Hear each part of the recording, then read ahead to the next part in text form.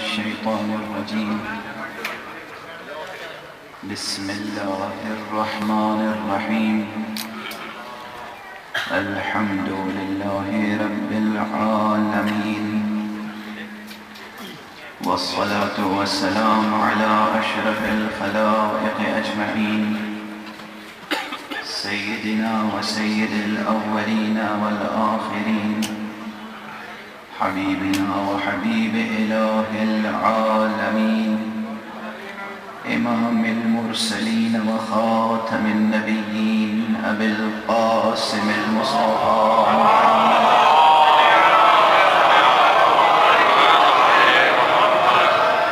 وعلى أهل بيته الطيبين الطاهرين الهداة المهديين المعصومين المظلومين، واللعنة الدائمة على أعداء الدين أجمعين. أما بعد، فقد قال الله تعالى عز اسمه في محكم كتابه ومتقن خطابه: بسم الله الرحمن الرحيم. إنا عرضنا الأمانة على السماوات والأرض والجبال فأبين أن يحملنها وأشفقن منها وحملها الإنسان إنه كان ظلوما جهولا. صلوات الله.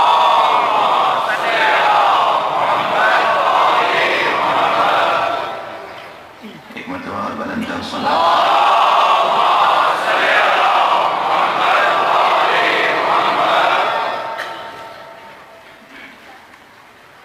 برادران انسانی، عزیزان ایمانی اور مسلمانان حسینی،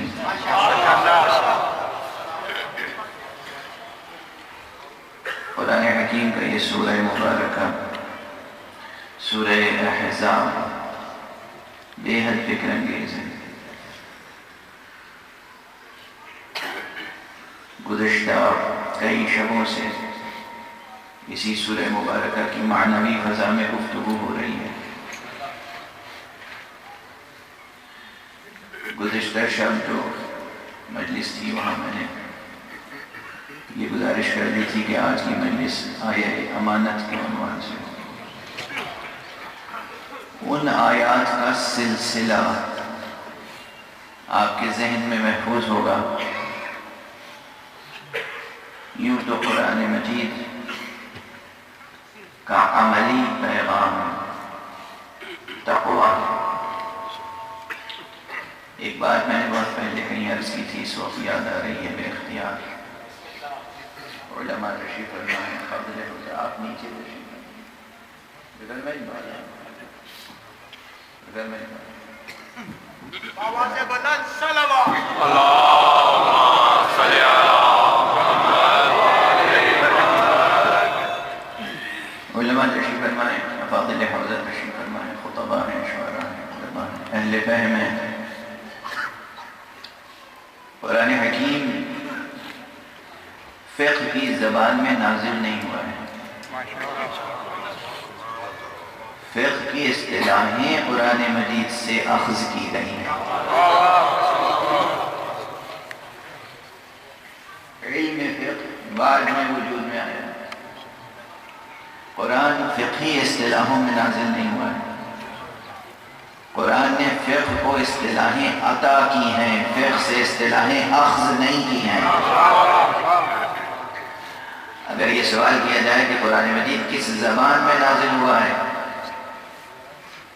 تو اس کے کئی جواب ہوں گے.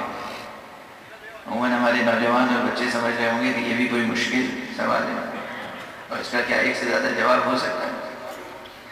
اگر کوئی پوچھے کہ قرآن مجید کس زبان میں نازل ہوا ہے تو اس کا ایک سادہ سا جواب یہ ہے کہ قرآن مجید عربی زبان میں نازل ہوا ہے. لیکن یہ وہ جواب ہے جو ایک یہودی بھی دے سکتا ہے، ایک عیسائی بھی دے سکتا ہے، ایک بت پرست بھی دے سکتا ہے، ایک مسلمان بھی دے سکتا ہے. ایک اور جواب ہے اس کا، قرآن مجید کس زبان میں نازل ہوا ہے؟ قرآن مجید زبان فطرت میں نازل ہوا ہے.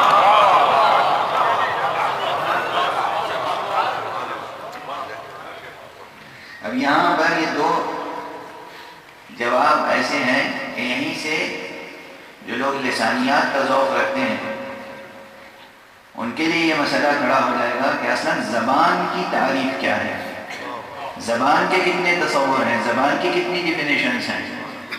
جب ہم کہتے ہیں لینگویج، زبان، اس سے کیا مراد ہے؟ کیا ایک سے زیادہ تعبیریں ممکن ہیں؟ یہی قرآن مجید عربی زبان میں نازل ہوا ہے، یہی قرآن مجید فطرت کی زبان میں نازل ہوا ہے، یہی قرآن مجید زبان تکوین میں نازل ہوا ہے، یہی قرآن مجید زبان نور میں نازل ہوا ہے، یہی قرآن مجید زبان محمد میں نازل ہوا ہے صلی اللہ علیہ وسلم۔ ہر جواب کی اپنی ایک اہمیت ہے علمی۔ آپ یہ سمجھیے گا کہ میں خطابت کر رہا ہوں تو مجھے آتی ہی نہیں، میں برابر اپنی کم مائگی بلکہ بے مائگی اور بے بذاتی کا اعتراف کرتا رہتا ہوں۔ یہ خطیبانہ جملے ہیں۔ قرآن مجید عربی زبان میں، قرآن مجید فطرت کی زبان میں، قرآن مجید تکوین کی زبان میں، قرآن مجید نور کی زبان میں، قرآن مجید محمد کی زبان میں۔ اور یہ بھی کہتا چلوں اب یہاں پر، اگر سے آپ اسے خطیبانہ ہی جملہ سمجھیں گے مگر یہ ہرگز خطیبانہ نہیں ہے، اس کے پیچھے بھی ایک واقعیت ہے۔ کوئی بھی زبان لہجے کے بغیر نہیں ہوتی۔ قرآن مجید زبان محمد میں نازل ہوا ہے، لہجہ علی میں نازل ہوا ہے۔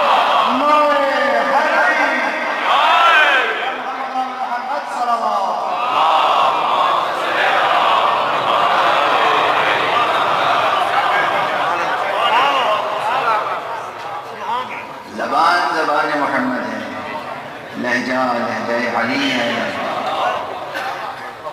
لہجہ علی ہے، زبان محمد ہے، لہجہ علی ہے۔ جیسے زبان اور لہجے میں جدائی ممکن نہیں ہے، ایسے ہی محمد اور علی میں جدائی ممکن نہیں ہے۔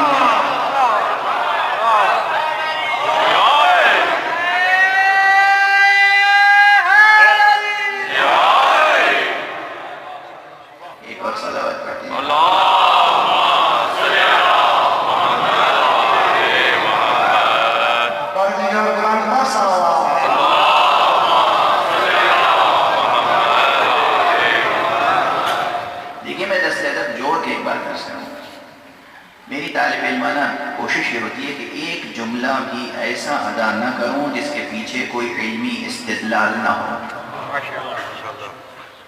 اس لیے یہ مطالب یاد رکھیے گا۔ اور اس میں کئی علوم اور کئی فنون سے دلچسپی رکھنے والوں کے لیے مایۂ فکری موجود ہے۔ جو لوگ ادب کا ذوق رکھتے ہیں، ادبیات کا، لٹریچر کا، ان کے لیے، جو لوگ لنگوسٹکس یا لسانیات کا ذوق رکھتے ہیں ان کے لیے بھی ایک بحث ہے، جو لوگ قرآنیات سے دلچسپی رکھتے ہیں ان کے لیے تو ہے ہی ہے بحث۔ علوم القرآن سے متعلق جو ذوق رکھتے ہیں خصوصی، قرآن مجید زبان عربی میں ہے، ساتھ ساتھ زبان فطرت میں ہے۔ اور ایک بات اور عرض کی تھی میں نے کہ اگر بہت جستجو کی جائے اور علوم کی جو درجہ بندی ہم نے کی ہے اس درجہ بندی کو سامنے رکھ کر ہم کوئی اور بھی جواب تلاش کریں تو یہ جواب تو ہرگز نہیں ہوگا کہ قرآن مجید فقہ کی زبان میں نازل ہوا ہے، قرآن مجید شریعت کی زبان میں نازل ہوا ہے۔ یہ جواب ممکن ہے قرآن مجید اخلاق کی زبان میں نازل ہوا ہے، اخلاق بشری، اخلاق انسانی۔ اگر ان تمام حقائق کو سامنے رکھیں تو پھر لفظ تقوی کا حسن سامنے آئے۔ لفظ تقوی سے وحشت نہ کیجیے، اس میں ڈرنے کی کوئی بات نہیں ہے، لحاظ کرنے کی بات ہے، لحاظ کرنے کی بات ہے۔ سورہ مبارک پورے قرآن نے جو عملی پیغام دیا ہے وہ پیغام تقوی ہے۔ یہ بات میں مسلسل عرض کروں، یعنی واقعاً ایک دلچسپ بات ہے، اسے یاد رکھیں گے ہمارے بچے اور جوان کہ اگر پورے قرآن 6666 آیتیں بقول معروف جیسا کہ مشہور ہے، 6666 آیتوں کا خلاصہ اگر ایک لفظ میں کرنا ہو، اتنی بڑی کتاب کا خلاصہ اگر ایک لفظ میں کرنا ہو تو وہ لفظ ہے تقویٰ. یاد رہے گا؟ قرآن مجید کا عملی پیغام اگر سمیٹ کے ایک لفظ میں بیان کرنا ہو تو وہ تقویٰ.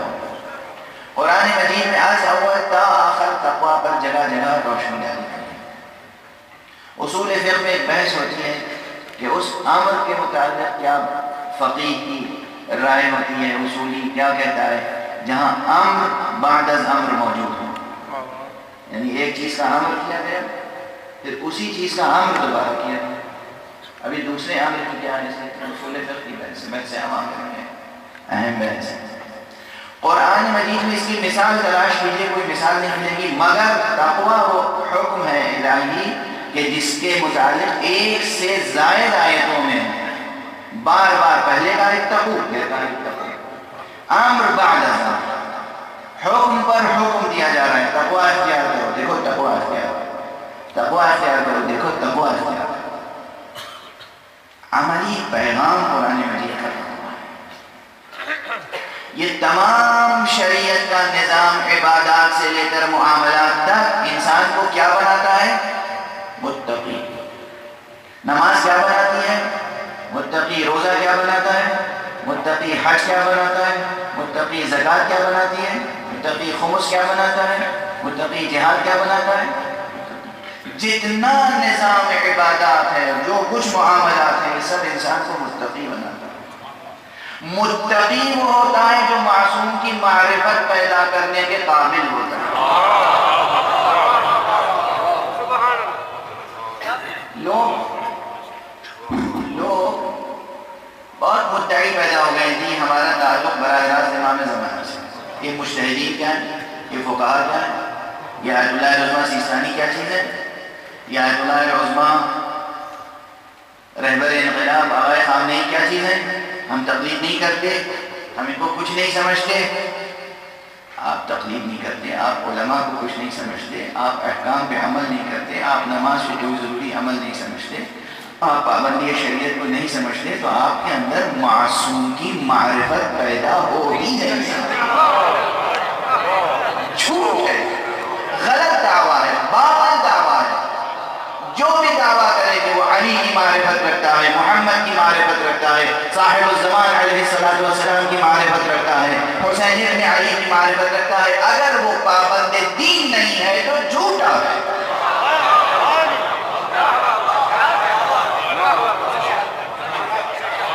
جوانوں عزیزوں دھوکہ نہ کھانا. یہ قرآن ہے، قرآن کو پامال نہ کرو، قرآن کو پس پشت نہ ڈالو، اپنے آپ کو دھوکہ نہ دو. یاد ہے کہ دنیا میں کوئی کسی کو دھوکہ نہیں دیتا، جو بھی دھوکہ دیتا ہے اپنے آپ کو دھوکہ دیتا ہے. لکھ لیں یہ ڈائری میں نہیں، دل میں. دنیا میں جو بھی کسی کو دھوکہ دیتا ہے کسی کو دھوکہ نہیں دیتا، اپنے آپ کو دھوکہ دیتا. ممکن نہیں ہے کہ ایک انسان بے دین ہو، ممکن نہیں ہے کہ ایک انسان فاسق ہو، ممکن نہیں ہے کہ ایک انسان اوامر الہیہ کو نظر انداز کرتا ہو، ممکن نہیں ہے کہ ایک انسان اللہ کے احکام کو نظر انداز کرتا ہو اور اس کے اندر معصوم کی محبت پیدا ہو جائے. محبت پیدا نہیں ہو سکتی، محبت پیدا نہیں ہو سکتی. ممکن نہیں ہے کہ جاہل عالم کا دوست ہو جائے، ممکن نہیں ہے کہ مجرم عادل کا دوست ہو جائے. علی اور دشمنان علی کا مسئلہ یہی ہے، علی عادل ہے، دشمنان علی مجرم ہے. علی عالم ہے، دشمنان علی جاہل ہے. جاہل عالم کا وفادار نہیں ہو سکتا، مجرم عادل کا وفادار نہیں ہو سکتا. اس لیے جہل اور جرم سے بچو.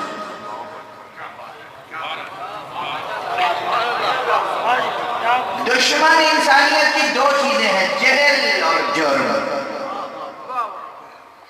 اور ان دونوں سے بچنے کے بعد بنو متقی بن جاؤ گے تو پھر تمہارا دل وہ ظرف بن جائے گا جس میں بادئ ناب حب علی ٹھہر سکے۔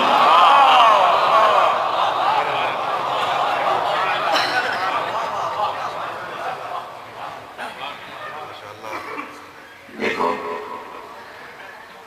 یہ جب میں دیکھو کہتا ہوں تو بزرگوں سے خطاب نہیں ہوتا ہے، یہ میرے جوان بچے میرے برابر میں میرے ساتھی ہیں اس مکتب حسینی کے، ہم سب ساتھی ہیں، دعا کریں گے ہم سب اس مکتب کے اچھے طالب علم بنے رہیں۔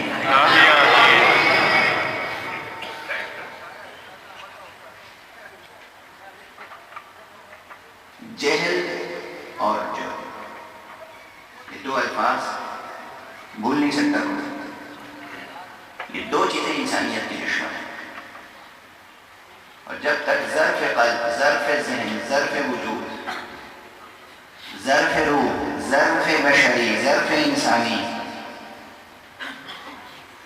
ان دو چیزوں سے پاک نہیں ہوگا انسان متقی نہیں ہو سکتا۔ جب تک متقی نہیں ہوگا اس کے دل میں بادئ معرفت ٹھہر نہیں سکتی۔ آلودگیوں سے بچنا پہلی شرط ہے۔ نماز پڑھتے ہیں سب لوگ الحمدللہ، بغیر طہارت کے نماز ہو سکتی ہے؟ یہ رشتہ کیا ہے دونوں میں؟ طہارت کے بغیر نماز کیوں نہیں ہو سکتی؟ ہم صاف ستھرے ہیں، اچھا صاف ستھرا لباس، بظاہر صاف ستھرا ہے، جسم صاف ستھرا ہے، لباس صاف ستھرا ہے، فوراً کھڑے ہو کے نماز پڑھ لیں، کیا مشکل ہے؟ کیوں نماز نہیں پڑھ سکتے؟ زبان پاک ہے، دل پاک ہے، سورے تو زبان سے پڑھنے ہیں نا، نیت تو دل سے کرنی ہے نا، دل سے نیت کرنی ہے 2 رکعت نماز پڑھتا ہوں صبح کی، ادا واجب قربتاً اللہ، دل سے نیت کرنی ہے، زبان سے نہیں۔ یہ مسئلہ معلوم ہے نا، پوچھ لیجیے گا علماء سے، زبان سے نیت نہیں کرنی ہے، نیت کا تعلق دل سے ہے، نیت اصلاً عمل قلب ہے۔ اگر انسان زبان سے نیت کرے اور دل میں وہ نیت نہ ہو تو نیت نہیں ہوگی، نماز باطل ہوگی۔ واضح ہے نا، یہ بالکل 2 4 کی طرح کی بات ہے۔ اگر زبان سے انسان کہتے 2 رکعت نماز پڑھتا ہوں میں، ادا واجب قربتاً اللہ، جو بھی کہنا ہے، 2 4 سطروں کی نیت کر رہا ہے، دل میں اگر وہ نیت نہیں ہے تو اسے نیت کہیں گے؟ نیت نہیں ہوئی، نیت نہیں ہوئی تو نماز نہیں ہوئی۔ تو نیت کا تعلق ہے قلب سے، روح سے۔ قرائت کا تعلق کس؟ تکبیر کہنا ہے کس سے؟ زبان سے، ہاتھ پاؤں سے تو نہیں کہنی ہے تکبیر، حالانکہ ہاتھ پاؤں سے بھی کہنی ہے۔ ذکر جتنا ہے، تکبیر، سورہ حمد، سورہ اخلاص، ذکر رکوع، ذکر سجود، یہ سب کرنا ہے کس سے؟ زبان سے۔ تو پھر مشکل کیا ہے؟ اور ہاتھ پاؤں کا کتنا دخل ہے؟ تکبیر کہتے وقت ہاتھ یہاں تک لانے ہیں، رکوع میں جھکنا ہے، سجدے میں زمین پہ پیشانی رکھنی ہے۔ اس عمل کے لیے غسل اور وضو کی ضرورت کیا ہے؟ دونوں میں تعلق کیا ہے؟ پہلے یہ بھی نہیں کہ پہلے نماز پڑھ لو بعد میں طہارت کرو،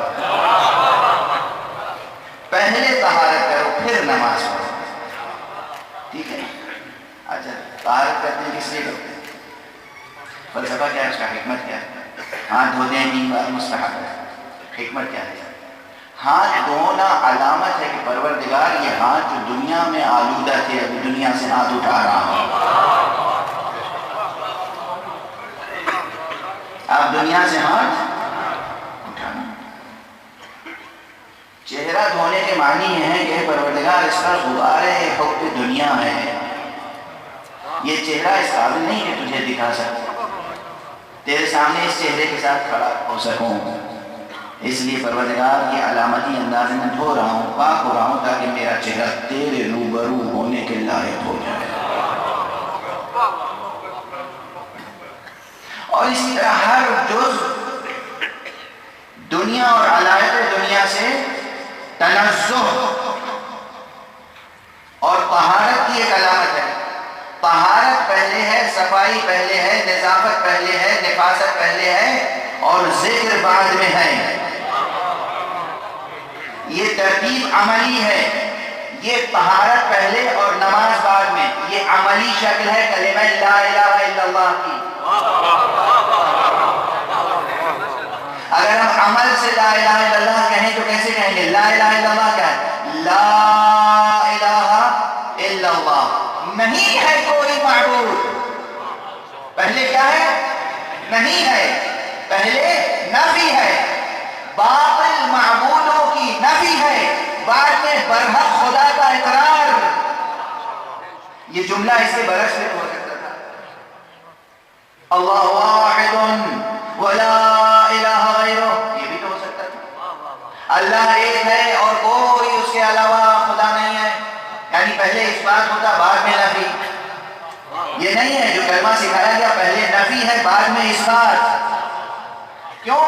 اس لیے کہ ظرف قلب جب تک باطل خداؤں کی محبت سے پاک نہیں ہوگا، باتیں توحید وہاں ٹھہر نہیں سکتی.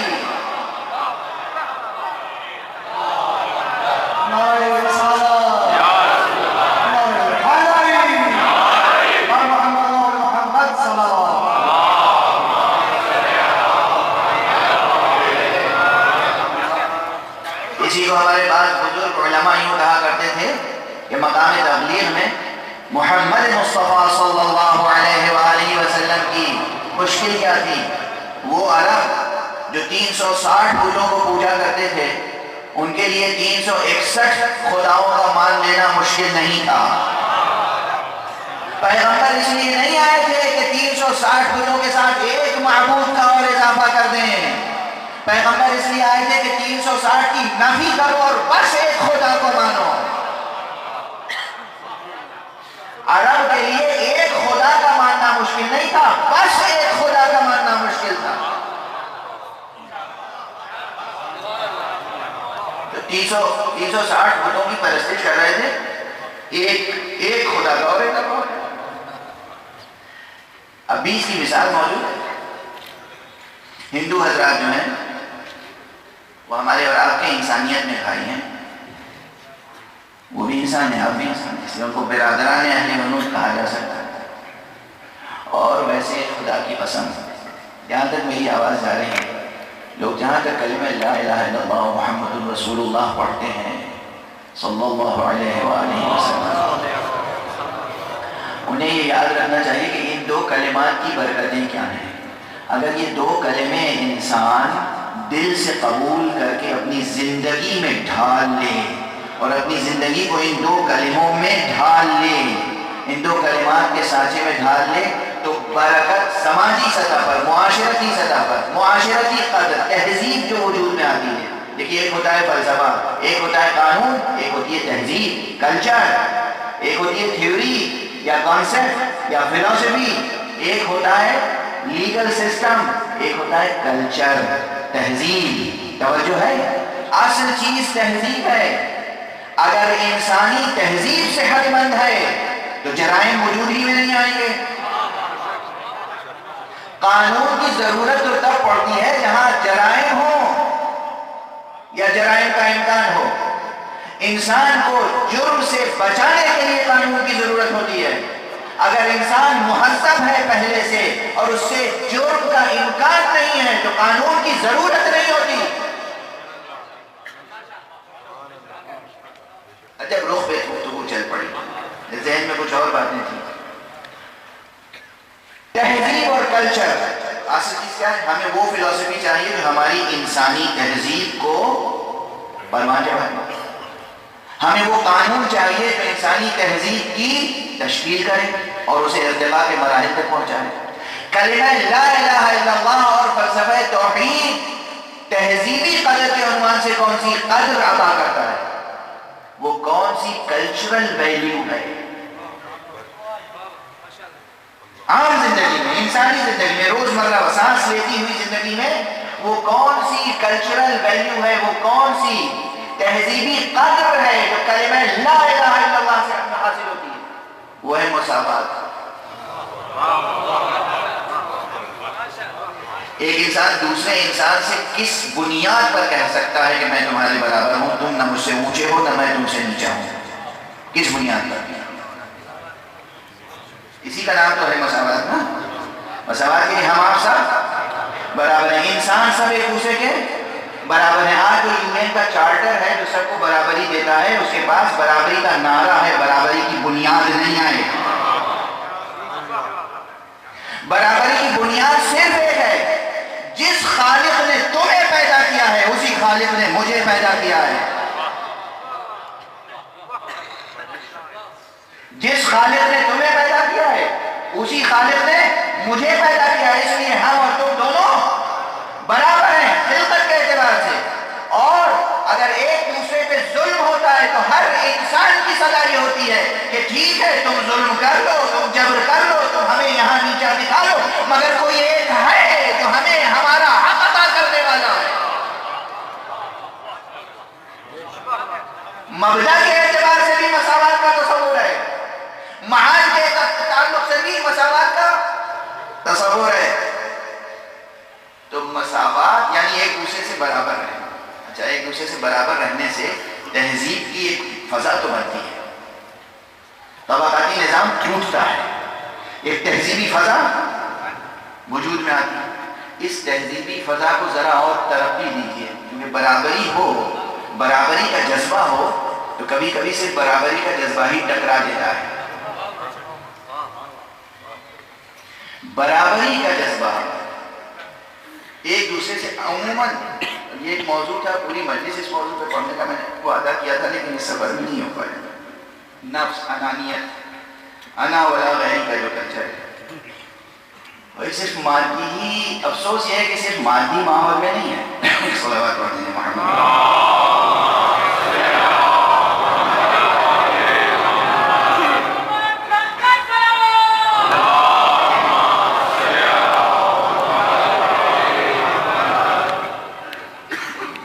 میں یہ سمجھتا تھا وہ بڑی حد تک یہ بات درست ہے کہ جو کیپٹلزم ہے اس نے آئینی کے کلچر کو زیادہ فروغ دیا ہے، یہ ایک سچائی ہے۔ کیپٹلزم سے بڑا کوئی دشمن انسانیت کا نہیں ہے، سرمایہ داری، سرمایہ پرستی، اس سے بڑا کوئی دشمن انسانیت کا نہیں ہے۔ سرمایہ رکھنا برا نہیں ہے، سرمایہ پرستی بری چیز ہے۔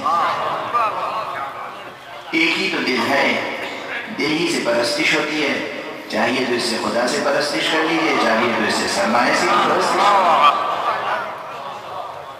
سرمایہ پرستی نہ پیدا ہو۔ تو کیپٹلزم تو ایک الگ موضوع ہے، لیکن اس سے زیادہ صدمہ تب ہوتا ہے جب ہم دینی اور مذہبی سوسائٹیز میں دیکھتے ہیں کہ یہاں بھی آئینی کا کلچر ہے، میری مجلس تیری مجلس، میرا امام بڑا تیرا امام بڑا، میرا تعزیہ تیرا تعزیہ، میرا دستہ آگے رہے گا کہ تمہارا دستہ آگے رہے گا، میرا نوحہ خان پہلے پڑھے گا کہ تمہارا نوحہ خان پہلے پڑھے گا۔ ابھی روز عاشورہ ہے، شب عاشورہ ہے، شب غم ہے، روز غم ہے، سب کو بیوی کو گرسا دینا ہے، اس میں آگے پیچھے کا کیا مسئلہ ہے؟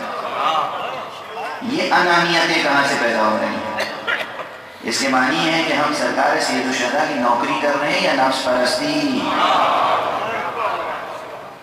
مسئلہ ہے،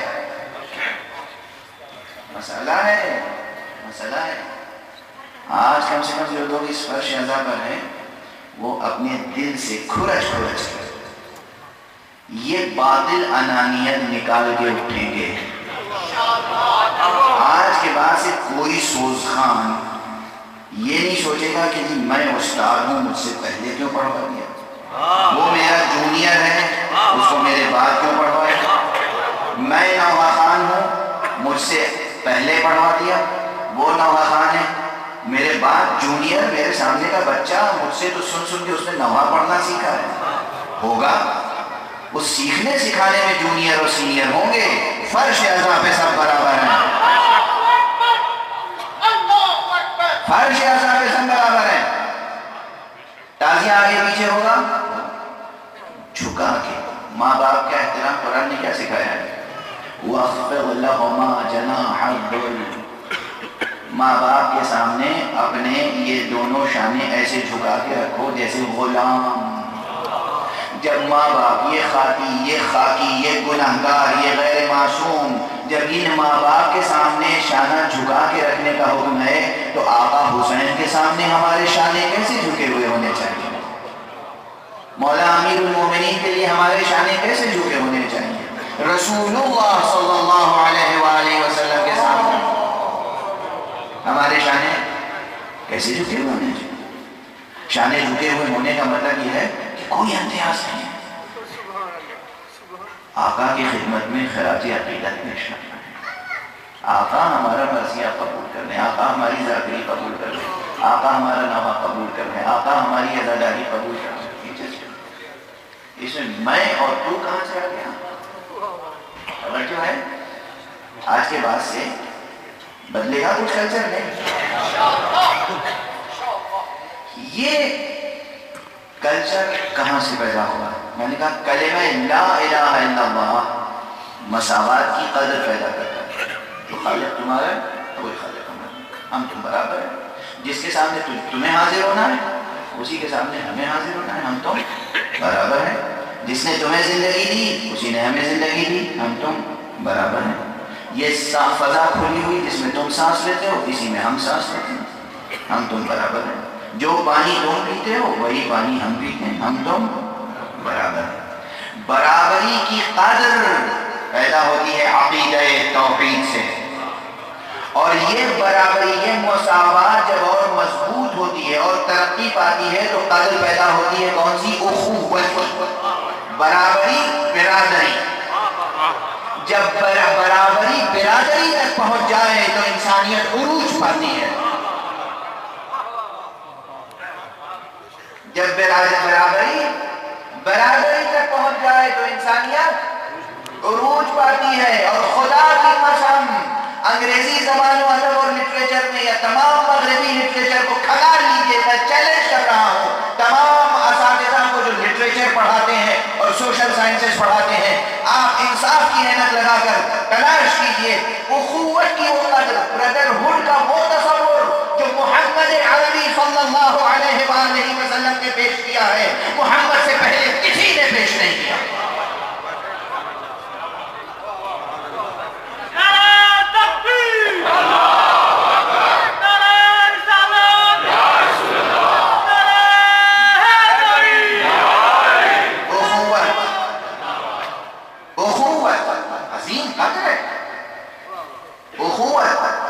اور حضور صلی اللہ علیہ وآلہ وسلم کی حکمت تھی, حکمت نبوی, فراست نبوت, کہ انہوں نے 2 مرتبہ عقد مواخات قائم کیا. ایک مرتبہ مکے میں, ایک مرتبہ مدینے میں. اجنبی لوگ, اجنبی نسلوں کے لوگ, اجنبی رنگوں کے لوگ, اجنبی قبیلوں کے لوگ, ایک اس قبیلے کا ایک اس قبیلے کا, ایک اس نسل کا ایک اس نسل کا, ایک گورا ایک کالا, یہ تمہارا بھائی ہے تم اس کے بھائی. اس عقد مواخات کو ایک سماجی اور سیاسی قوت بنا دیا محمد عربی صلی اللہ علیہ وسلم. تمام عالم کی تاریخ میں political history, cultural history, social history پڑھیں, آپ دیکھیں گے کہ یہ قدر آقائے مصطفیٰ ہے. تو یاد رکھیے کلمہ لا الہ الا اللہ سے زندگی جینے کی جو قدر ملتی ہے وہ مساوات ہے.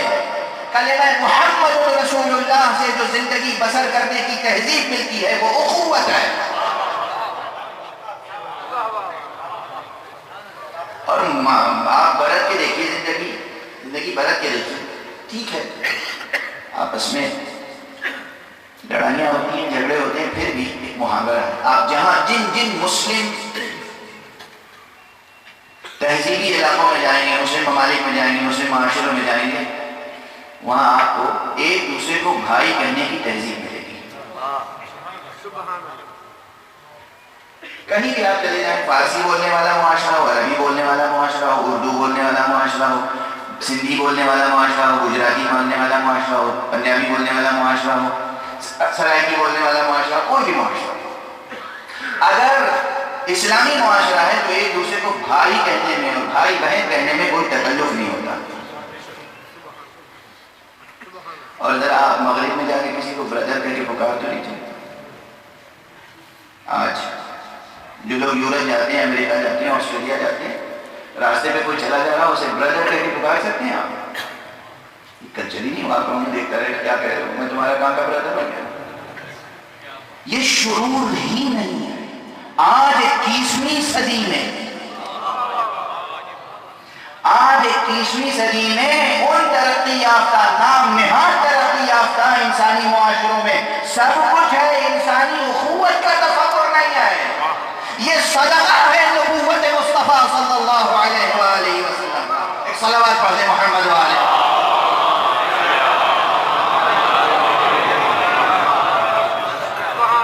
ناز کرو مسلمانوں، ناز کرو، فخر کرو، اور سوچو تو صحیح ساری دنیا تمہاری دشمن کیوں بنی ہوئی ہے. امریکہ تمہارا دشمن ہے، اسرائیل تمہارا دشمن ہے، ہندو کلچر تمہارا دشمن ہے، کمیونسٹ کلچر تمہارا دشمن ہے، کیپٹلسٹ کلچر تمہارا دشمن ہے، سارے غیر اسلامی تمہارے دشمن ہیں. کیوں؟ دشمنی اس سے ہوتی ہے جس کے پاس کچھ ہو. حسد اس سے ہوتا ہے جس کے پاس کوئی دولت ہو. غور کرو، تمہارے پاس کوئی ایسی دولت ضرور ہے جس کا حسد ہے تمام دنیا کو. وہ دولت ایک تو نہیں، تمہارے پاس قرآن جیسی دولت موجود ہے، توحید جیسی دولت موجود ہے، نبوت مصطفیٰ جیسی دولت موجود ہے، ولایت مرتضیٰ جیسی دولت موجود ہے. یہ وہ نعمتیں ہیں اور ان کے برکات وہ نعمتیں ہیں جن کا حسد ہے دنیا.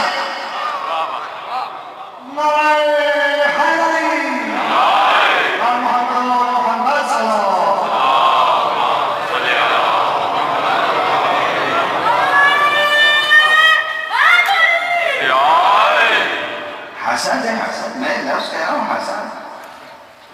دیکھیے اب اسی رخ پہ بات چل پڑی تو پھر اسی رخ پہ چلنے دیجیے. ایک صلوات پڑھیے.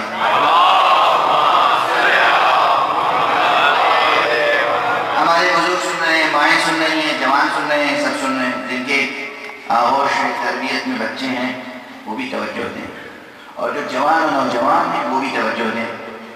میں اپنے کانوں سے سنی ہوئی بات کہہ رہا ہوں، آنکھوں سے پڑھی ہوئی بات، سیکنڈری ریفرنس نہیں دے رہا ہوں. یورپ کے بعض بڑے دانشور یہ کہتے ہوئے پائے گئے کہ یہ دیکھو دیوانے ہیں، یہ کریزی پیپل، دیوانے ہیں یہ لوگ، اسٹل دے آر بلیورز. ابھی یہ لوگ اللہ پر یقین رکھتے ہیں. ہماری طرح بے دین تو نہیں ہو جاتے. یعنی کس چیز کا حسد ہے؟ مال و دولت کا نہیں اتنا حسد جتنا حسد ایمان سے ہے. ایمان کا حسد یہ تقریروں میں کہتے ہیں، تحریروں میں لکھتے ہیں، اخبارات میں لکھتے ہیں. دیکھو تم نے یہ دیوانے کو، ارے دیکھو ہمارے بچے یہ تو چرچ کا رخ ہی نہیں کرتے. ہفتے میں ایک دن سنڈے آتا ہے، اس دن تھوڑی سی پریئرز ہوتی ہیں، اس دن بھی یہ نہیں آتے. یہ ان کی مسجدیں ہر دن 5 وقت بھری نظر آتی ہیں. یعنی زندگی کی دوڑ تو یہی دوڑ ہے نا. اقتصادی مسائل، سیاسی مسائل، فیملی میٹر، سوشل میٹر سب کے لیے ہے نا. لیکن انہیں ہفتے میں ایک دن 1 گھنٹہ نہیں ملتا چرچ کے لیے. یہ بچے اور نوجوان بھی ابھی تک مسجدیں پر نظر آ رہی ہیں. اس چیز کا حسد ہے، حسد. اور اب بہت بڑے ایک صاحب تھے، بہت بڑے ملک کے پریسیڈنٹ تھے، ان کا نام لینا اچھا نہیں معلوم ہوتا. اب میری عادت سے آخر میں بڑوں کا نام نہیں لیتا ہوں.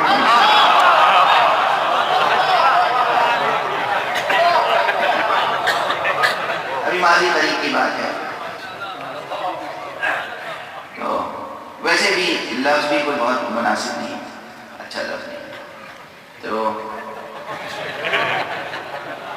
ان کی ایک تقریر میں نے خود پڑھی، اور ویسے تو مجھے ٹی وی دیکھنے کی سعادت کمی ملتی ہے، مگر یہ تقریر میں نے خود سنی، دیکھی، بولتے ہوئے انہیں دیکھا. ان کے لبوں سے یہ لفظ ادا ہو رہے تھے، اور پھر چھپی ہوئی تقریر پڑھی. ہم اپنی تہذیب پوری دنیا میں نافذ کرنا چاہتے ہیں. ہم اپنا لائف اسٹائل نافذ کر کے رہیں گے. کیا لائف اسٹائل؟ یعنی جیسے ہم اولیاء ہیں تمہیں بھی اولیاء بنانا چاہتے ہیں. انہیں میں ہماری بچیوں کے سروں پہ جو اسکارف ہے اس کا حسد ہے، حسد ہے. ہمارے بچے بچیاں جو دین کی پابندی کر رہے ہیں اس کا حسد ہے. حسد، حسد کے معنی ہے کہ سمجھ لو یہ کوئی اچھی بات ہے، یہ دولت ہے، یہ نعمت ہے. عفت و عصمت نعمت ہے، دولت ہے. عزت و شرف نعمت ہے، دولت ہے. دین و ایمان نعمت ہے، دولت ہے. اللہ سبحانہ و تعالیٰ نے بھی دین کو نعمت کہا ہے. الیوم اکملت لکم، کیا ہے؟ الیوم اکملت لکم دینکم واتممت علیکم نعمتی. آج ہم نے تمہارے دین کو مکمل کر دیا اور تمہارے اوپر نعمت تمام کر دی. نعمت تمام کر دی یعنی پہلے جو چیز تھی وہ بھی نعمت تھی. عقیدہ توحید تھا نعمت، عقیدہ نبوت تھا نعمت، عقیدہ ولایت ہے نعمت. نعمتیں، یہ نعمتیں، ان نعمتوں کو، ان خزانوں کو سینے سے لگا کے رکھیں. اس کا حسد ہے دنیا کو. آپ کو اندازہ نہیں کہ ان چیزوں کا حسد ہے. اور ہمارے بچوں کے نگیٹو ریمارکس اور ریویوز پڑھ کر، ہاتھ سے دانا تحریریں پڑھ کر دین سے برگشتہ ہوتا ہے. نمازیں چھوڑ دیتے ہیں، دین کی پابندی چھوڑ دیتے ہیں. فیشن میں آ کر کہنے لگتے ہیں کہ ہاں ہم بھی نان بلیورس میں سے. نعوذ باللہ، دین چھوڑ دیتے ہیں. ایسا نہ کیجیے. یہ صرف حسد کی بات ہے، حسد کی بات ہے. اب ظاہر سی بات ہے کہ بڑی علمی اور دانشورانہ لہجے میں اتنی دیر سے بات ہو رہی ہے تو میں بہت پرانی کہانی سنا دوں بچوں کو. بہت پرانی مشہور کہانی ہے. ایک صاحب تھے اور وہ بازار گئے اور انہوں نے ایک گوسفند خریدا، ایک اچھا گوسفند بکرا خریدا. لے کے چلے. راستے میں 10 بدمعاشوں ہیں. یہ لفظ بدمعاش آپ یہ نہ سمجھے گا کہ میں حرمت ممبر کو ضائع کر رہا ہوں، اسی لیے میں نے الگ الگ. معاش کا لفظ اچھا ہے یا برا ہے؟ معاش، ذریعہ معاش. جس کا ذریعہ معاش اچھا ہو اسے کہتے ہیں خوش معاش، اور جس کا ذریعہ معاش برا ہو اسے کیا کہیں گے؟ بدمعاش. بس یہ کسی کی روزی روٹی کا انحصار چوری پر ہو، ڈکیتی پر ہو، بے ایمانیوں پر ہو تو اسے کیا کہیں گے؟ بدمعاشی. بدمعاش کوئی گالی نہیں ہے، سلینگ نہیں ہے. یہ وضاحت میں معاش، لفظ معاش ڈکشنری اٹھا کے دیکھیے گا اچھا لفظ ہے. خوش معاش یعنی جس کا ذریعہ معاش اچھا. بدمعاش یعنی جس کا ذریعہ معاش اچھا نہ ہو. جیسے بدحال، خوشحال اور بدحال، ایسے ہی خوش معاش اور بدمعاش. تو 10 بدمعاشوں نے جن کا ذریعہ معاش اچھا نہیں تھا، برا تھا، انہوں نے طے کیا کہ بھئی دیکھو یہ بکرا ان سے لینا ہے. تو تھوڑے تھوڑے فاصلے سے 10 آدمی الگ الگ کھڑے ہوئے اور جب وہ لے کے چلا، کیا کہتے ہیں منڈی یا بازار جو بھی کہتے ہیں، ہاٹ ہٹ جہاں سے بھی لے کے چلا، پہلے ایک شخص ملا. کہا میاں تمہیں کیا ہو گیا؟ کتا لے کے جا رہے ہو؟ اس نے کہا کہ بھائی تمہیں کیا ہو گیا ہے؟ آنکھیں سلامت ہیں؟ کبھی ہماری آنکھیں تو سلامت ہیں. کہیں تمہیں کتا نظر آ رہا ہے؟ بالکل کتا نظر آ رہا ہے. کہیں بکرا نہیں ہے؟ کہا نہیں کتا دکھائی دے رہا ہے. تمہیں کیا ہو گیا؟ خرید کے لا رہے ہو؟ کمال ہو.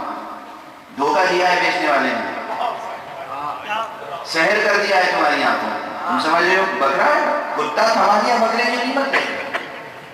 اس نے کہا اچھا دور ہو. آگے بڑھا. 10-12 قدم کے بعد پھر دوسرا ملا اور یہی مکالمہ. ارے بھائی یہ تمہیں کیا ہو گیا؟ یہ نیا ذوق کب سے پیدا ہو گیا؟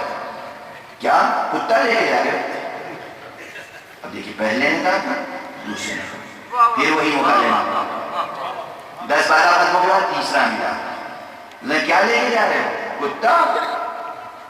10ویں تک نمبر آتے آتے اس نے سوچا کہ واقعی یا مجھ پر جادو کر دیا گیا ہے یا سحر کر دیا گیا ہے یا مجھے نظر نہیں آ رہا ہے. ایک آدمی جھوٹ بولے گا، 2 جھوٹ بولیں گے، 3 جھوٹ بولیں گے، ایک کے بعد ایک کہہ رہا ہے کتا ہے تو پھر یہ کتا ہی ہوگا. اس کی رہائی میں ہار چھوڑ دیا اور گھر واپس چلا گیا. ان 10 نے آ کے وہ بکرا لیا اور ذبح کر کے خوب مزے اڑا لیے. ٹھیک ہے نا؟ آج ہمارے بچوں کے ساتھ یہی ہو رہا ہے. یہ کہہ رہے تم دیوانے ہو، ابھی بھی سر ڈھانپ کے چلتے ہو.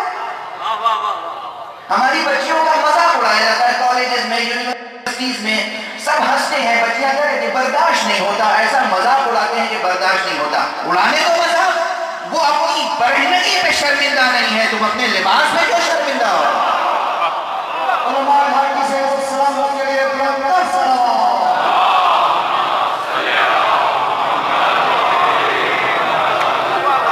وہ اپنی عریانیت پہ شرمندہ نہیں ہے, شرمسار نہیں ہے, تم اپنے لباس پہ کیوں شرمسار ہو؟ وہ اپنی بے حیائی اور بے غیرتی پہ شرمسار نہیں ہے, تم اپنی حیا و غیرت و عفت پہ کیوں شرمسار ہو؟ انہوں نے اپنا شرف چھوڑ دیا, تم اپنے شرف کو سینے سے لگا کے رکھو. 1 2 3 10 20 100 200 کہیں ہنسیں, اس بات پر اس بات نہیں اترنا چاہیے. حجاب نعمت ہے, اللہ کا حکم ہے, تکلیف شرعی ہے, واجب ہے. اسی طرح تمام احکام اسلامی, نماز ستون دین ہے. ایک مفکر ہوگا, they are crazy people, still they are believers. See, look, اب وہ مذاق اڑا رہے ہیں آپ کا, دیکھیے صاحب ابھی یہ مسجد میں چلے جا رہے ہیں, اتنا قیمتی وقت, یہ مسجد میں کیا کر رہے ہیں, اٹھ رہے ہیں, بیٹھ رہے ہیں, وہ آپ کی حیات نماز کا مذاق اڑاتے ہیں. آپ مذاق اڑانے پہ نماز چھوڑ دیں گے؟ اگر آپ نماز نہیں چھوڑ سکتے, روزہ نہیں چھوڑ سکتے, حج نہیں چھوڑ سکتے, تو آپ حجاب کیسے چھوڑ سکتے؟ اسلامی قدروں کی حفاظت کی جو اصول سے لے کر فروع ہوتا ہے, یہی وہ امانت ہے جسے آپ کو محفوظ رکھنا ہے.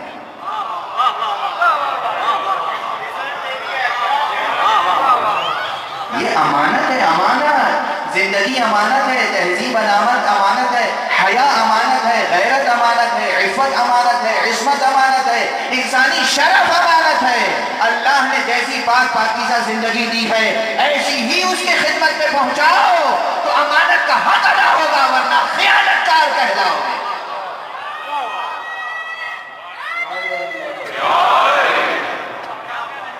امانت کو ضائع ہونے سے بچانے کا نام ہے تقویٰ.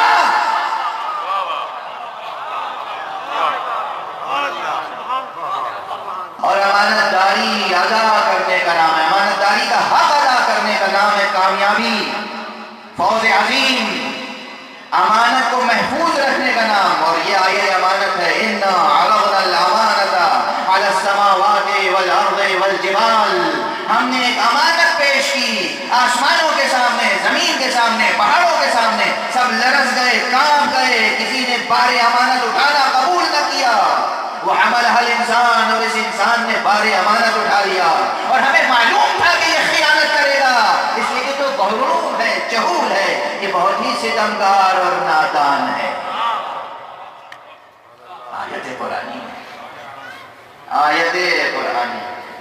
بات مربوط ہو گئی آیت سے, ہے مزائے سورہ احزاب میں نا. پورے قرآن کا میسج تقویٰ ہے, لیکن بطور خاص جس انداز سے تقویٰ کی اہمیت سورہ احزاب میں آئی ہے, اللہ آغاز سورہ کا ہوا یا ایھا النبی اتق اللہ, اے نبی اللہ کے لیے تقویٰ اختیار کیجیے. اللہ کس کو حکم دیا جائے؟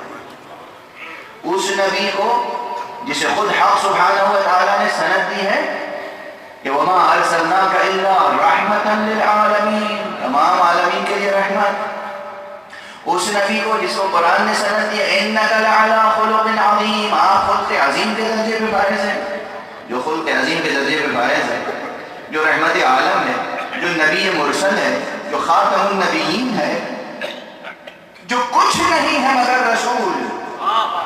وما محمد الا رسول, محمد کچھ نہیں ہے مگر رسول. اس رسول سے کہا جا رہا ہے یا ایھا النبی اتق اللہ, اے نبی اللہ کا تقویٰ اختیار کیجیے. زبردست.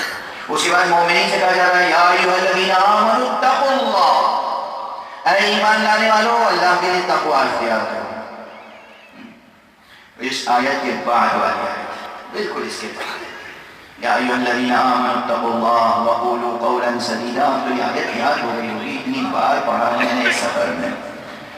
یصلح لکم اعمالکم, تم دو کام کرو, اللہ کا لحاظ رکھو اور وہ بات کہو جو درست ہو. کہیں بھی وہ بات کہو جو درست ہو. اور میں نے درست کا معیار بتا دیا تھا 6 ویک کی ایک مجلس میں. کیا تھا معیار؟ درست کسے کہتے ہیں؟ بات درست کسے کہتے ہیں؟ کسی پہ جھگڑے ہوتے ہیں، ہر شخص کہے گا میری بات درست ہے. درست بات اسے کہتے ہیں جس بات کے ساتھ دلیل ہو. جو بات دلیل رکھتی ہو وہ درست، جو بات دلیل نہ رکھتی ہو وہ نادرست. ٹھیک ہے، وہ بات کہو جو درست ہو، وہ کام کرو جو درست ہو. اللہ کا لحاظ رکھو اور وہ بات کہو جو درست ہو، وہ کام کرو جو درست ہو. دو کام تم کرو، پھر ہم کیا کریں گے؟ تمہارے سارے کام بنا دیں گے. یصلح لکم اعمالکم، ہم سارے کام بنا دیں گے. دیکھیے اس آیت میں آپ لوگوں کے بہت سے مسائل کا جواب پوچھتا ہے. لوگ آتے ہیں صبح سے شام تک، مولانا صاحب بیماری ہے، مولانا صاحب روزگار کی پریشانی ہے، مولانا صاحب فیملی میٹرز میں پریشانی ہے، مولانا صاحب یہ دکھ وہ درد، یہ دکھ وہ درد، یہ دکھ وہ درد. خدا کہہ رہا ہے تم ہمارا لحاظ کرو، ہم تمہارے سب کام بنا دیں گے. ہم تمہارے سب کام پر خدا کے وعدے پہ بھروسہ نہیں ہے. یصلح لکم اعمالکم، ہم تمہارے سب کام بنا دیں گے.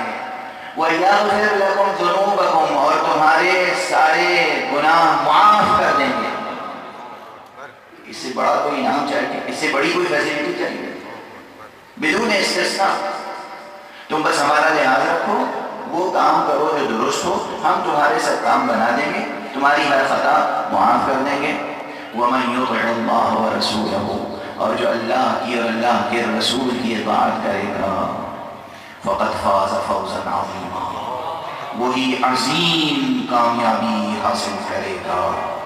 اور پھر اگلی آیت شروع ہوئی، اِنَّا عَرَضْنَا الْأَمَانَةَ، ہم نے یہ امانت پیش کی. کون سی امانت؟ اللہ اور اللہ کے رسول کی اطاعت. اللہ اور اللہ کے رسول کی اطاعت. الامانہ سے مراد الطاعہ، اطاعت تسلسل کلام ہے نا، آیت کے بعد آیت ہے. ہم نے یہ امانت اللہ اور اللہ کے رسول کی اطاعت کی امانت پیش کی آسمانوں کے سامنے. یہ درس بیٹھا جب یہاں پر ٹھہر کر ایک علمی بحث چھیڑ رہا ہوں. وقت تو گزر چکا، میرا خیال ہے مجلس کا وقت تو گزر چکا. اگر آج یہ ہمارے سب ساتھی بیٹھے ہوئے ہیں حوضے کے تو کچھ ان کو سبق سنا دو. صلوات پڑھیں.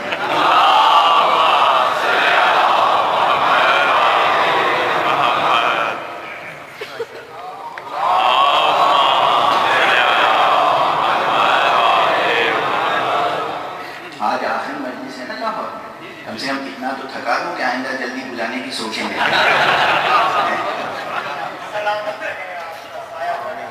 دیکھیں یہاں ایک بڑی دقیق بحث ہے، خدا آپ سب کو سلام. ایک بڑی دقیق بحث ہے جو ممبر پر پہلی بار چھیڑ رہا ہوں، اور وہ پھر اس آیت کے ترجمے سے متعلق ہے. یہ آیت امانت، اس کا ترجمہ جن لوگوں نے کیا ہے 99.99% غلط ہے. یہ ان حضرات کے سامنے نہیں سمجھ سکتے، نہیں سمجھ سکتے. اگر آیت کی ترتیب دیکھیے اور آخری فقرے پہ غور کیجیے. اگر یہی مان لیا جائے، میں نے کہا ہے کہ اس آیت نے عالمی لٹریچر پر اثر ڈالا ہے اور عظمت انسانی کو اجاگر کیا ہے. اسی آیت میں امانت کا لفظ ہے. یہ امانت کے لفظ نے انگریزی اور فرینچ اور ڈویچ جرمن زبان اور لیٹن لینگویج اور تمام کلاسیکل لینگویج سے لے کر عربی، فارسی، اردو اور ذیلی ضمنی زبانوں تک سب پر اثر ڈالا ہے. حافظ شیرازی، شاعر عشق و عرفان، اس نے اسی آیت کی روشنی میں وہ لازوال شعر کہا جس میں کہا گیا ہے آسماں بار امانت نہ توانست کشید، اور اے کار بنا میں من دیوانہ زدن.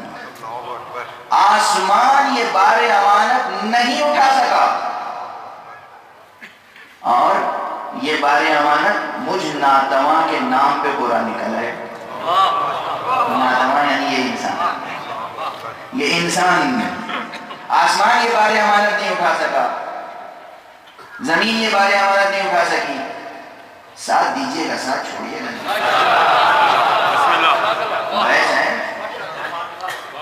آسمان بار امانت نہیں اٹھا سکا، زمین بار امانت نہیں، پہاڑوں سے بار امانت نہیں اٹھا. مراد یہ کہ پوری کائنات سے یہ بار امانت نہیں اٹھ سکا اور یہ بار امانت انسان سے اٹھا. ہمارے میر تقی میر نے بھی ایک بات کہی، سب پر جس بار نے گرانی کی، سب پر جس بار نے گرانی کی، اس کو یہ ناتواں اٹھا لایا. میر چھوٹا شاعر نہیں، بہت بڑا شاعر. میر بہت بڑا شاعر ہے. معلوم ہے کتنا بڑا شاعر ہے؟ کئی غالب مل کے ایک میر بنتا ہے.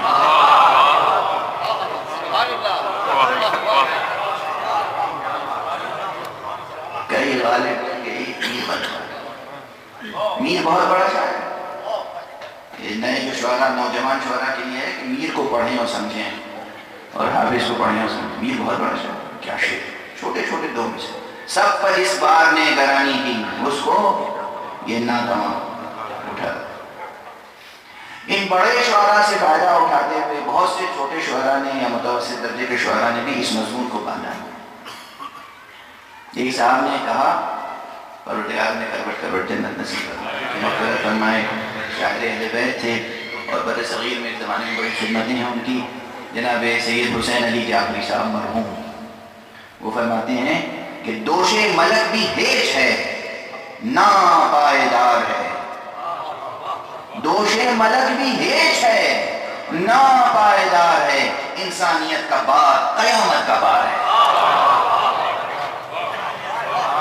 انسانیت کا بار قیامت کا بار ہے. بچوں عزیزوں، انسان بنو، اچھے انسان، اچھے انسان. انسانیت کا بار، قیامت کا بار. یہ جو اچھے اچھے شعر اور عظمت انسانی کے تصورات شعر میں، ادب میں، سوشولوجی کے دوسری برانچز میں پائے جاتے ہیں، یہ اس آیت کا ترشح ہے. اِنَّا عَرَضْنَا الْأَمَانَةَ عَلَى السَّمَاوَاتِ وَالْأَرْضِ وَالْجِبَالِ. ہم نے امانت پیش کی آسمانوں کے سامنے، زمین کے سامنے، پہاڑوں کے سامنے، یعنی کائنات کی ہر شے کے سامنے ہم نے یہ امانت پیش کی. ظاہری ترجمہ جو عام ہوتا ہے، ابھی اس ترجمے پہ ٹک کے گفتگو ہو رہی ہے. ابھی وہ ترجمہ نہیں عرض کر رہا ہوں جو مجھے آج عرض کرنا ہے.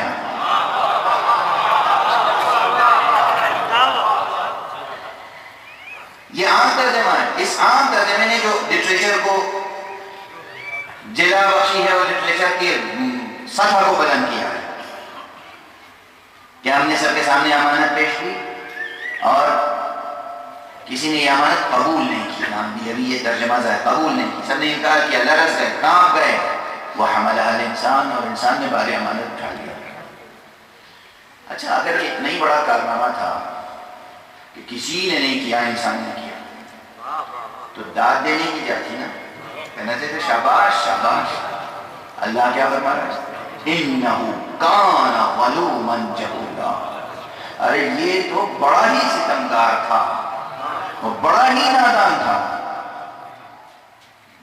اب بتائیے کہ وہ ترجمہ اگر قبول کیا جائے تو یہ ذرا سا ایک دوسرے سے مناسبت رکھتی ہے؟ بات نہیں رکھتی ہے، تضاد آ گیا. عام نقطۂ نظر کی تقویت کے لیے پہلے میں نے تقریر کی تھی، آج نیا ترجمہ عرض ہے، اور وہ بے بنیاد و بے اساس نہیں ہے. میرے پیش نظر ہمیشہ یہ بات رہتی ہے کہ من فسر القرآن برأیہ فلیتبوأ مقعدہ من النار. جو قرآن مجید کی تفسیر اپنی رائے کے مطابق کرے اس کا ٹھکانہ جہنم ہے. تحقیق کیجئے، یہ کئی جگہ حضرت کا ارشاد ہے، پیغمبر اکرم صلی اللہ علیہ وسلم. ایک ارشاد یہ ہے کہ من افتى بغیر علم فلیتبوأ مقعدہ من النار. جو بغیر علم کے فتویٰ دے دے اس کا ٹھکانہ جہنم ہے. من فسر القرآن بغیر علم یا برائیہ بالرائے فلیتبوأ مقعدہ من النار. جو بغیر علم کے یا اپنی رائے کے مطابق قرآن کی تفسیر کرے اس کا ٹھکانہ جہنم ہے. یہ سب میرے پیش نظر ہے. اس لیے میں نے پہلے عربی ڈکشنری کھنگالی. عربی ڈکشنری کی کل رات کی مجلس میں بھی یہ تذکرہ آ گیا تھا. عربی زبان کی عجب عجب ادائیں ہیں. عربی زبان میں کبھی ایک لفظ کے لیے بہت سے معنی ہیں، کبھی ایک معنی کے لیے بہت سے لفظ ہیں، کبھی ایک ہی لفظ کے متضاد معنی ہیں۔ حملہ کا لفظ یہاں جانے سے ہے، فَأَبَيْنَ أَن يَحْمِلْنَهَا، وہاں بھی يَحْمِلْنَهَا ہے، وَحَمَلَهَا الْإِنسان۔ حمل ہے میم لام، اس سے عام طور پر سمجھتے ہیں بار اٹھانا، ٹھیک ہے نا؟ ڈکشنری ڈھونڈیے، تلاش کیجیے، اس میں کوئی اور معنی نہیں ہے، بس اب چونکہ میں تھکتا جا رہا ہوں اس لیے گفتگو سمیٹ رہا ہوں۔ حمل کے ایک معنی بار اٹھانے کے، وزن کو، بوجھ کو بھی حمل کہتے ہیں، لیکن جب یہ لفظ امانت کے ساتھ آئے تو حمل امانت کے معنی ہی ہوتے ہیں امانت میں خیانت کرنا، اسے کہتے ہیں محاورہ۔ اردو میں محاورے ہیں، بعض ڈکشنری میننگ دیکھ کے محاورے کا کوئی ترجمہ کر دے تو سر و سینہ پیٹنا پڑے گا۔ ایک لفظ کے ڈکشنری میننگ دیکھیں اور آپ کسی محاورے کا ترجمہ کر دیں، بات بگڑ جائے گی۔ محاورہ ہوتا ہے، محاورے میں عموماً کنایے یا استعارے یا تشبیہ یا تمثیل سے کام چلتا ہے، مجاز سے کام چلتا ہے۔ جب امانت کے ساتھ لفظ حمل آئے عربی میں، کلاسیکل لٹریچر، جب حمل امانت کا ذکر ہو تو معنی ہوتے ہیں امانت میں خیانت کرنا۔ یہ پہلے معنی ذہن میں رکھ لیجیے، اس کے بعد دوسرا لازمی ضروری مقدمہ سامنے رکھیے، اور وہ مقدمہ کیا ہے؟ یاد رکھیے گا، یہ فقرے دین کا بنیادی فلسفہ، علم کلام، عرفان، فلسفہ، عقل عمومی، عقل بشری کیا کہتی ہے؟ اللہ سبحانہ و تعالیٰ کی اطاعت آسمان کر رہا ہے یا نہیں؟ زمین اللہ کی اطاعت کر رہی ہے یا کسی اور کی؟ ذرہ کائنات کا اللہ کا اطاعت کر رہا ہے یا نہیں؟ ملائکہ اور فرشتے اللہ کی اطاعت کر رہے ہیں یا نہیں؟ اور پھر آسمان سے لے کر زمین تک ہر چیز کو اللہ نے نبی کی اطاعت کا پابند کیا ہے یا نہیں؟ اور ہر چیز نے نبی کی اطاعت تسلیم کی ہے یا نہیں؟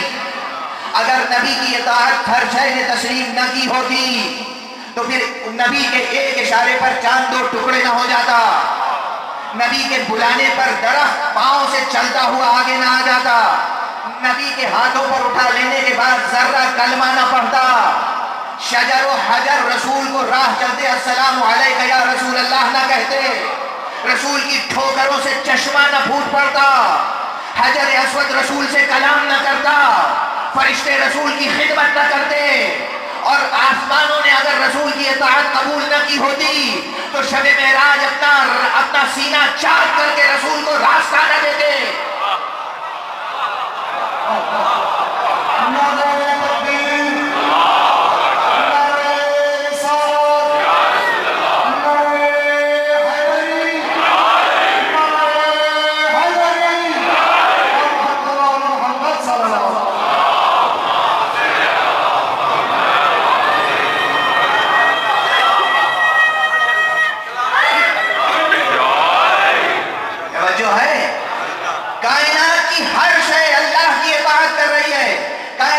ہر شے کو اللہ نے محمد کا اطاعت گزار بنایا ہے۔ جب یہ چیز ہم آنکھوں سے دیکھ رہے ہیں تو ہم یہ ترجمہ کیسے کر سکتے ہیں کہ اللہ نے کہا ہم نے اطاعت کی امانت آسمانوں کے سامنے پیش کی، اس سے قبول کرنے سے انکار کر دیا، ہم نے زمین کے سامنے پیش کی، قبول کرنے سے انکار کر دیا، پہاڑوں کے سامنے پیش کی، قبول کرنے سے انکار کر دیا، اور لرز گئے، کانپ گئے۔ قبول کرنے سے انکار کر دیتے تو ان کا وجود ہی باقی نہ رہتا۔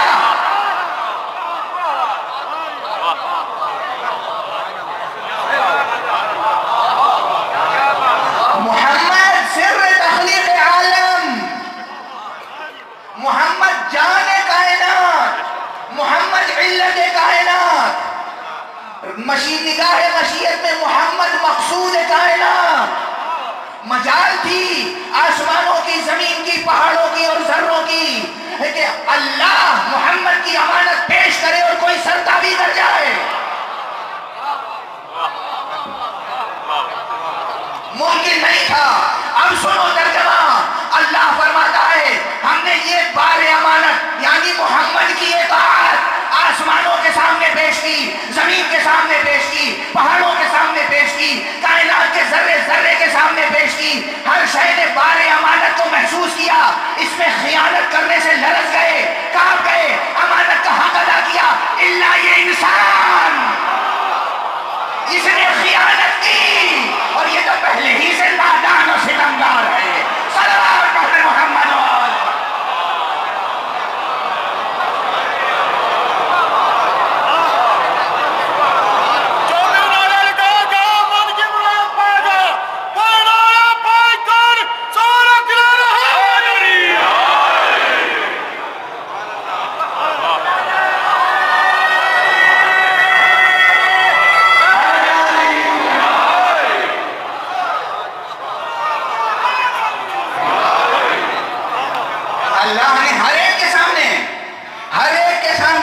اللہ نے کہا دیکھو میں خدا ہوں، یہ محمد میرا رسول، میری اور اس کی اطاعت کرنی ہے. آسمانوں نے اطاعت قبول کر لی، زمین نے اطاعت قبول کر لی، پہاڑوں نے اطاعت قبول کر لی، کائنات کے ذرے ذرے نے اطاعت قبول کر لی اور اطاعت کا حق ادا کیا اور حق ادا کر رہے ہیں، حق ادا کر رہے ہیں، حق ادا کر رہے ہیں.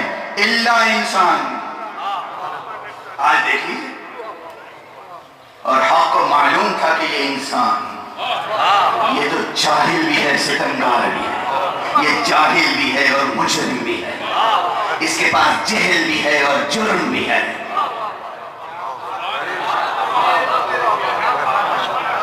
ظلوماً جرم، جہولا جہل، اس کے پاس جہل بھی ہے، جرم بھی ہے. یہ ظالم و نادان بھی ہے، ظالم بھی ہے، ستمگار بھی ہے، نادان بھی ہے. اچھا جب قرآن یہ گواہی دے دے، بس ٹھہر کے ایک بات سن لو ہم سے آج اور پھر دعائیں دیتے رہنا. جب قرآن کہہ رہا ہے کہ یہ انسان بڑا ہی ستمگار ہے اور بڑا ہی نادان، بڑا ہی ستمگار ہے اور بڑا ہی نادان، تو اب تم اس آیت کو سامنے رکھ کر محمد کو عام انسان نہ کہہ دینا.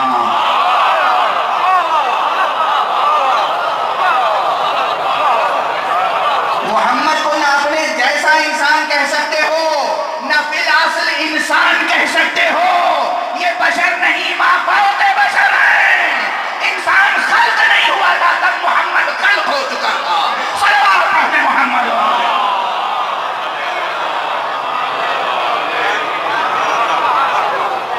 انسان ستمگار ہے، محمد معصوم. انسان جاہل ہے، محمد عالم. انسان کو اطاعت کا حکم دیا گیا ہے، محمد ہے مطاع. صلوات پڑھتے محمد.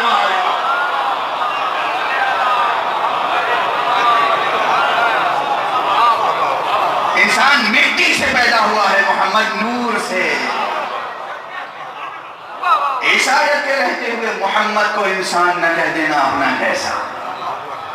انسان وہ ہے جس نے اطاعت کی، امانت میں خیانت کی. محمد کی اطاعت، اللہ کی اطاعت، محمد کی اطاعت. اللہ نے سب سے کہا محمد میرا نبی ہے، سب نے مان لیا. نبی کی زبان سے کہلایا علی میرا وصی ہے، سب نے مان لیا مگر انسان.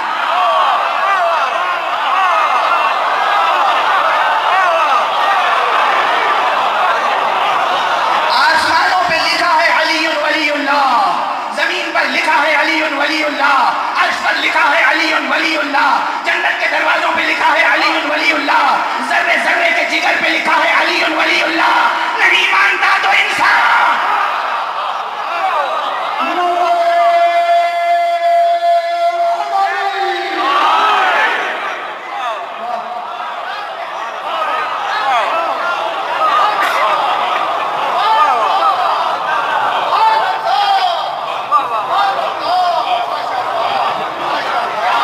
سب نے امانت کو قبول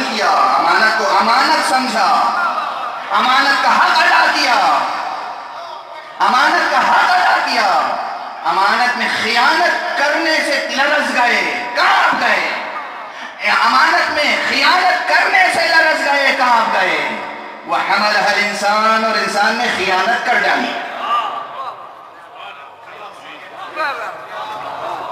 ہاں تاریخ انسانی میں اگر کوئی نظر آتا ہے جس نے امانت میں خیانت نہ کی ہو تو وہ کوئی ہو سکتا ہے کہ جس کے آغوش ولایت میں اللہ نے خود نبوت کو نازل کیا ہو. شان امانت داری دیکھنا ہو تو ابو طالب کو دیکھو.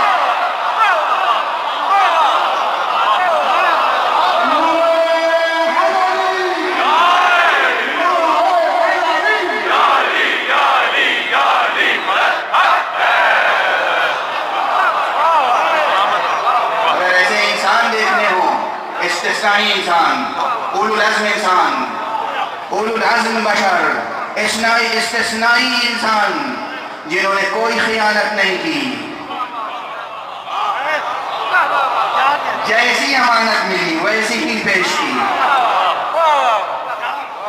ان انسانوں میں فہرست بناؤ گے تو آدم سے لے کر ایک بڑی لمبی نورانی فہرست ہے، لیکن اس فہرست کا خاتمہ ابو طالب ہے. اس فہرست میں ہاشم ہیں، عبد المطلب ہیں، عبداللہ ہیں، ابو طالب ہیں. آخری امانت دار ابو طالب ہے. صلوات پڑھتے ہیں.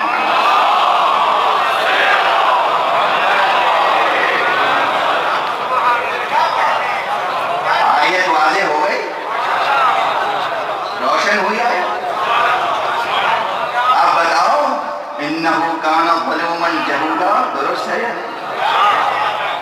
اللہ محمد کی اطاعت کا حکم دے اور مسلمان انسان خیانت کرے، نادان ہے کہ نہیں؟ اللہ بار امانت اطاعت مصطفیٰ پیش کر رہا ہے. مصطفیٰ بار اطاعت رحمت عالم پیش کر رہا ہے، بار اطاعت خلق عظیم پیش کر رہا ہے، اور انسان اس میں خیانت کرے. انسان ستمگار ہے یا نہیں؟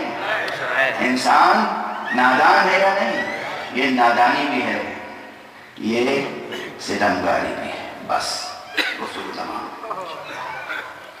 کیسی کیسی نادانی، کیسی کیسی ستمگاریاں. آج تک دنیا ابو طالب کو کیا کچھ نہیں کہتی. کیوں کہتی ہے؟ صرف اس لیے کہ وہ علی کے والد تھے. اور آج تک دنیا حسین کا تذکرہ نہیں سننا چاہتی. کیوں؟ اس لیے کہ وہ علی کے بیٹے تھے. یہ آواز کربلا کی تاریخ پڑھو، غور سے پڑھو.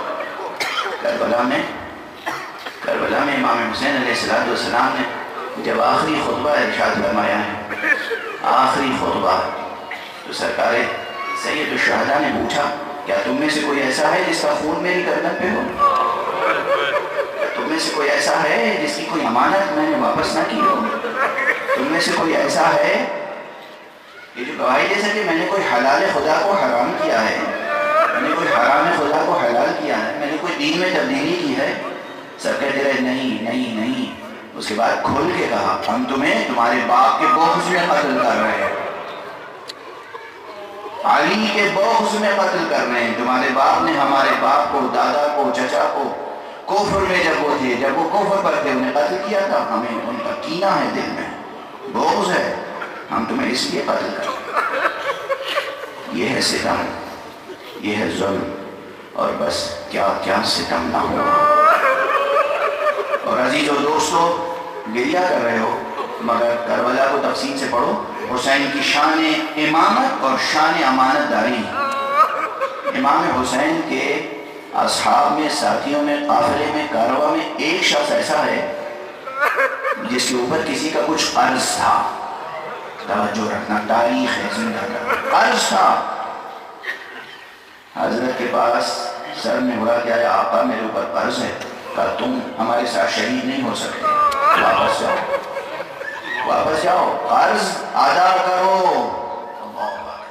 اللہ واپس جاؤ، تمہارا نام محضر شہادت میں نہیں ہے. قرض، قرض، دنیاوی قرض. اگر کسی کے اوپر قرض تھا تو وہ حسین کے لشکر میں نہیں تھا، حسین کے ساتھ شہید ہونے والوں میں نہیں تھا. یہ شان امانت داری. بس ایک گریز کے ساتھ ایک جملہ کہوں تاکہ معانی مجلس حاصل ہو جائے.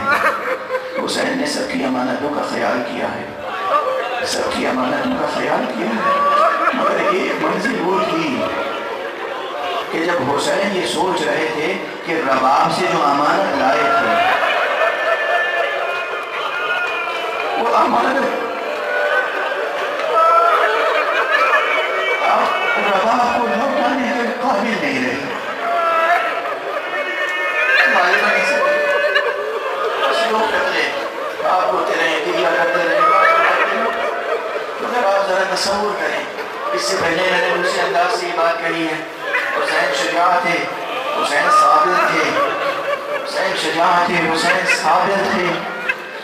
حسین علیہ السلام کے لیے یہ کہنا کہ جب چھماہے نے گلے پہ تیر کھا کر جام شہادت نوش فرمایا ہے تو یہ کہنا کہ حسین کے قدموں میں بھی لغزش پیدا ہو گئی، یہ غلط ہے۔ یہ حسین علیہ السلام کے رتبے کے خلاف ہے، یہ بات شایع نشان نہیں ہے۔ یہ نہ کہیے کہ 7 مرتبہ جو انا للہ و انا الیہ راجعون کہتے ہوئے آگے بڑھے اور پیچھے ہٹے، حسین کو تردد تھا یا اضطراب تھا؟ نہیں، حسین کو تردد نہیں تھا، اضطراب نہیں تھا، حسین کے پائے ثبات میں کوئی لغزش، کوئی لرزش نہیں تھی۔ میرا پہلا جملہ یاد ہوگا، میں اکثر کہتا ہوں کہ حسین تو گویا کہہ رہے تھے چشم فلک دیکھ، حسین اس بار مصیبت کو کس شجاعت سے لیے ہوئے، 7 مرتبہ انا للہ و انا الیہ راجعون کہتے ہوئے آگے بڑھے، 7 مرتبہ پیچھے ہٹے۔ مگر آج دوسرا جملہ ارسلہ اس آیت کے سیاق و سباق میں چونکہ بیان چل رہا ہے، ایک وجہ اور سمجھ میں آتی ہے، حسین یہ سوچ ضرور رہے ہوں گے کہ رباب سے یہ امانت لے کر آئے، کس طریقے سے اب چھماہے کو ہم رباب کے سامنے لے جائیں۔ لیکن امام بہرحال ایک مرتبہ لائے، در خیمہ پہ لائے اور دامن ابا کو ہٹایا۔ جناب بیوی رباب نے بچے کو دیکھا اور ایک جملہ کہا ہے، یا بنیا مثلک ینحر، بیٹا کیا تیرے سے بچے کی نہر کیے جاتے ہیں؟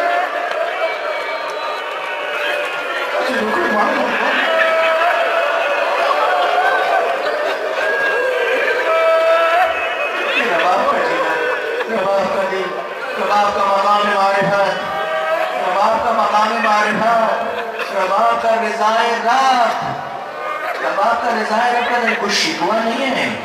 یہ نہیں کہا ہائے اللہ تو نے یہ کیا کیا، یہ نہیں کہا، رباب ہے رباب۔ رباب سے امام حسین کو محبت تھی، کیوں تھی؟ مقام معرفت، خدا سے شکوہ نہیں، خدا کا شکوہ نہیں، کوئی بے تابی کی بات نہیں، بس سارا مرثیہ اس جملے میں ہے، بیٹا تیرے جیسے بچے بھی نہر کیے جاتے ہیں۔ خدا کی قسم کربلا کی یہ وہ عظیم قربانی ہے، اس پر میں اکثر وہ شعر پڑھتا ہوں مرحوم قاسم شبیر نقوی نصیر آبادی کا، جو فرما گئے حشر تک سوچ عدل انسانی، صرف اصغر کا خون بہا کیا ہے۔ حشر تک سوچ عدل انسانی، صرف اصغر کا خون بہا کیا ہے۔ اور بس آپ تعجب نہ کیجئے گا، یہ روایت یہ مبالغہ نہیں ہے، یہ روایت پروردگار میرے والد مرحوم کو ذکر حسین کا صلہ عطا فرمائے، مرحوم مولانا سید صدق حسن صاحب یہ روایت پڑھا کرتے تھے کہ جب جناب رباب کو دکھا چکے شہید بچے کا چہرہ تو حسین علیہ السلام پشت خیمہ پہ گئے۔ پشت خیمہ پہ جانے کے بعد آپ نے ذوالفقار سے ایک ننھی سی قبر تیار کرنا شروع کی۔ اہل عرفان کہتے ہیں کہ یہاں ذوالفقار نے آقا سے گلہ کرنا شروع کیا، آقا نے محسوس کیا یہ فولاد، یہ ذوالفقار یہ گریہ کر رہی ہے، یہ نوحہ پڑھ رہی ہے، یہ گلہ کر رہی ہے۔ آقا نے جملہ کہا بس ایک آخری جہاد باقی ہے، اتنی دیر اور ساتھ دے دے۔ اس نے زبان حال سے کہا آقا ایک جنگ سے میں واپس آئی تھی، آپ کی مادر گرامی مجھے صاف کر رہی تھی، کفار و مشرکین کا لہو تھا اسے صاف کر رہی تھی، لیکن مجھ سے باتیں کرتی جاتی تھی، کہتی تھی اے ذوالفقار کربلا میں میرے بیٹے حسین کا ساتھ نہ چھوڑنا۔ آقا مجھے آپ کا ساتھ دینا منظور ہے، مجھے یہ نہیں معلوم تھا اس ننھے کی قبر کی کھودنی پڑے۔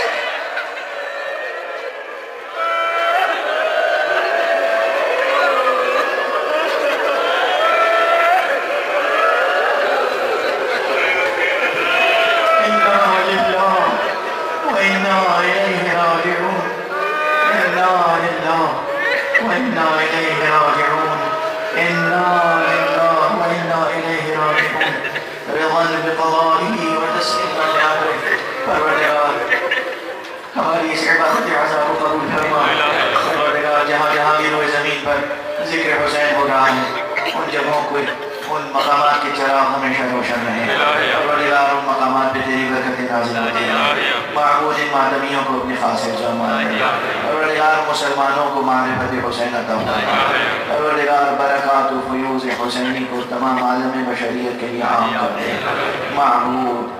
معبود فرزند حسین مہدی آخر الزمان کو اس نے ظہور عطا فرما اور ان کے ہاتھوں سے اپنی رحمت و رافت و عدالت